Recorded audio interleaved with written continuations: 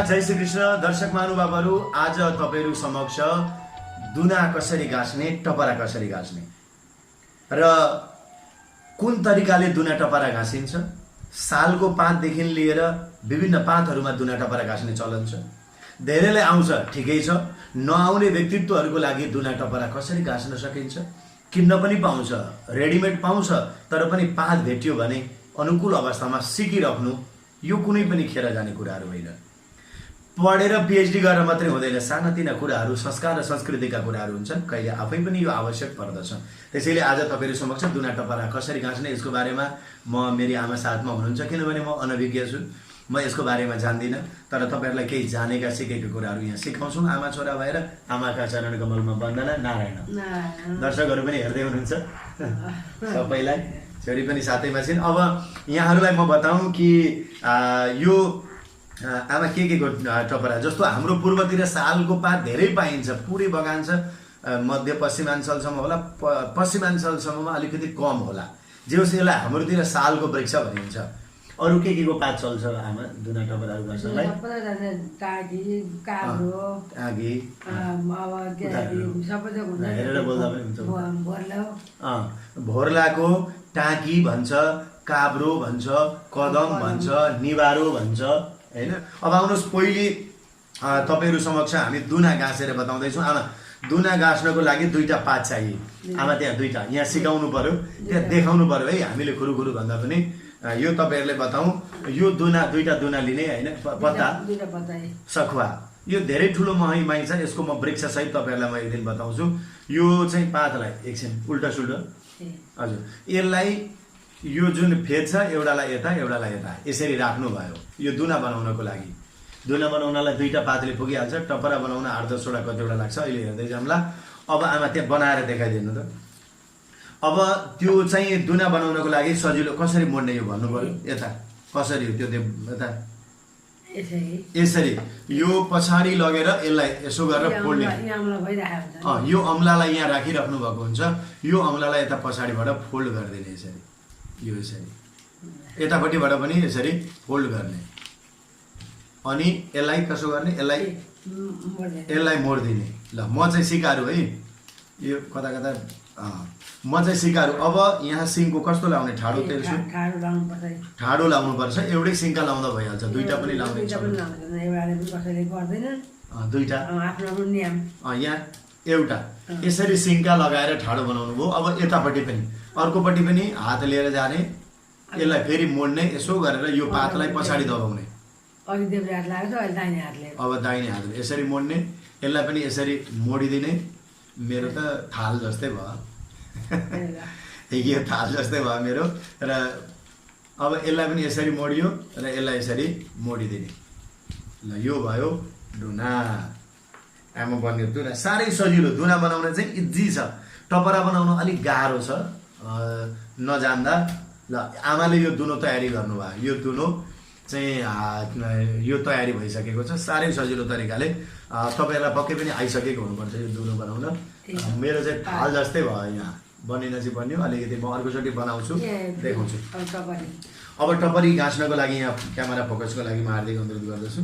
यहाँ कतिवटा पात राख्नुपर्छ आमा त्यो बताइदिनु त। टपरा गाँस्ने यति नै भन्ने छ कि जति पनि राख्दा भयो? तर कत्रो टपरी बनाउनु? जम्मली 10 वटा चाहिन्छ हैन, जस्तो बिचमा दुईटा, वरिपरि 4 वटा हुन्छ, 4 वटा मुनि गरेर 10 वटा लागिहाल्छ। ल, यहाँ हेर्नुस्, एउटालाई भोक्टो पारेर राख्यो, यो एउटालाई यस्तो, एउटा तेर्सो जस्तो राख्यो भने यो एउटा यस्तो बिचमा, यो बिचमा एउटा यता। ल, यहाँदेखि मन्दिर आएको अब खिल्दै जाने, नखिलिकन। अब यहाँ मुनि एउटा सुल्टो भयो, ओछ्याउँदै जाने। यो सुल्टो, यो हो। अब खिलिदिने। ल, अब यो तपाईहरुलाई पक्कै पनि आएको हुनुपर्छ। सजिलो तरिका हो, पात मात्रै राख्ने, अरु केही छैन। अब खिल्नको लागि ठाउँ ठाउँमा चाहिँ उता खिलेर उतापट्टिबाट खिल्नेको लागि केही छैन है, यसो खिल्न त सजिलो भइगयो। उठाउन, त्यो बिट उठाउन अलिकति गाह्रो छ, त्यो पनि हेर्दै जाउँ। यो चाहिँ आमाले अब अरु पनि पात जोड्नु पर्यो नि, 8-10 वटा जति पात चाहिन्छन्। अब साना आफ्नो साइजका ठिक्कका, अब ठुलो बनाउने पातहरु जस्तो यो पात किनेर लिएर आउनु पर्यो, बगान नै भए पनि किन्नु पर्छ। किन्दाखेरि बाहिर 2-4 वटा राम्रा हुन्छन्, भित्र सबै च्यात्ते गरेर मकेका मात्रै पनि हुन्छन्। के गर्नु, सबैले व्यापार गर्नु छ। च्यातेको लाउनुपर्छ मुनि, च्यात्तेको बिचबिचमा जोड्दा भयो। च्यातेको लाग्यो मास्टर यसरी पात खप्पिँदै गए पछाडि अब यो खिल्दै जाने, सिन्काले, बाँसको यो सिन्काले खिल्दै जाने। यस्तो गरेर देखाउनु उतापट्टि। यो चाहिँ भयो चाहिँ पात। अब चाहिँ बिहेको लागि बरणी गर्दा ठुलो बनाइन्छ, यसरी नै बढाउँदै जाने हो नि आमा है? यसरी नै हो। बरणी त उसै दिन गाँच्नुपर्छ। बरणी अरू दिन गाँच्नु भएन, बिहे तिरबाट जोड्नु पर्यो। एकछिन है आमा, यहाँनिर भयो, यो यति बनिसक्यो, यो अब जाँदैन। अब यताबाट पनि अझै थप्दै जानु पर्यो। यस्तो पनि यसलाई नि यसो गरेर थप्ने त हो नि। हजुर, यो तपाईँहरूलाई चाहिँ दुना टपरा गाँच्नको लागि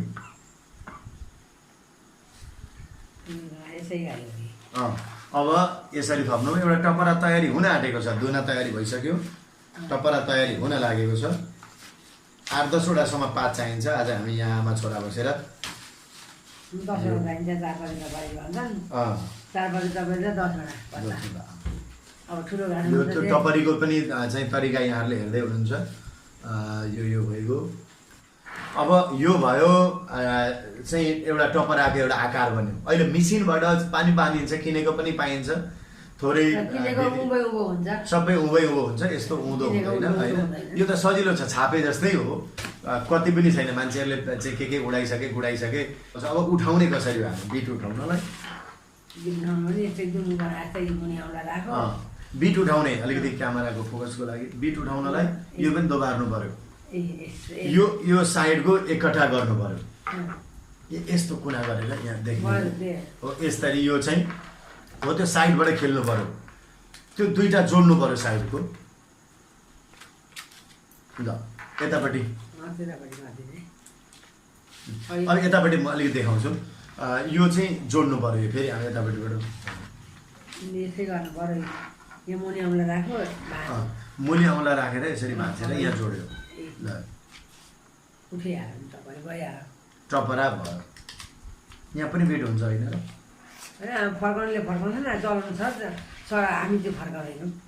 अब सुल्टै पायो। अब कसैको दिवंगत भएको घरमा 11औं दिनमा डुम्रीका पातको बनाउँछन् त्यो धेरै जाति।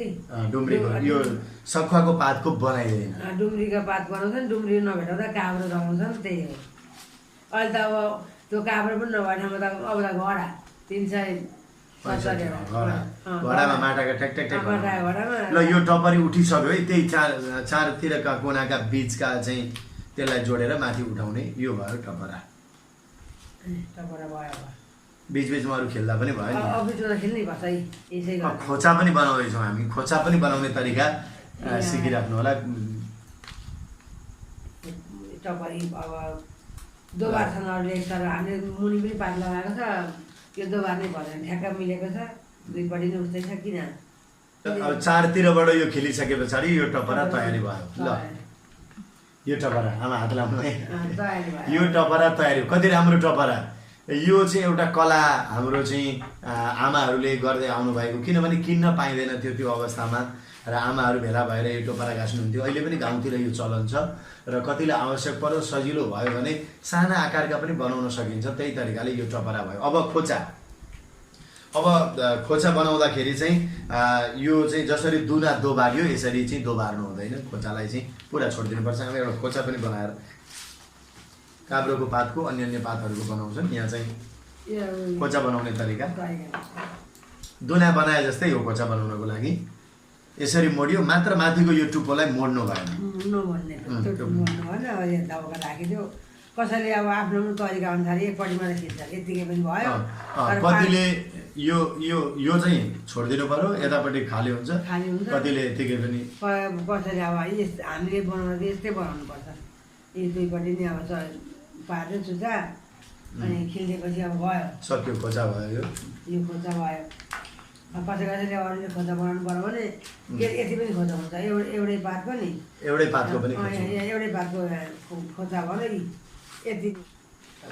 त दर्शक महानुभावहरू, हाम्रो नेपालीहरूको आफ्नै पन छ। दुना टपराहरू आज चाहिँ यो हाम्रो मोरङमा पनि एउटा चाहिँ यो मेसिनबाट अहिले प्राविधिकरणहरूले विभिन्न चाहिँ समूहहरूले दुना टपराका फ्याक्ट्रीहरू पनि बनाइराख्नु भएको छ, उत्पादनहरू भइरहेका छन्।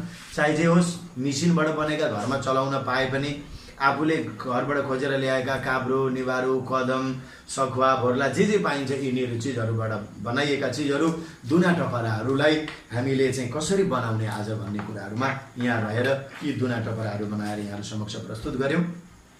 यो दुना टपराहरू को यो तरिका बुझ्नुभयो भन्ने अवश्य पनि हामीलाई लागेको छ।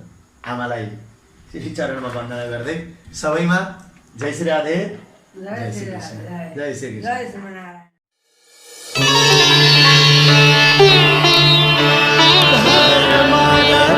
धर्म दर्शन, द च्यानल अफ नेपाल। हाम्रो संस्कार, हाम्रो परम्परा।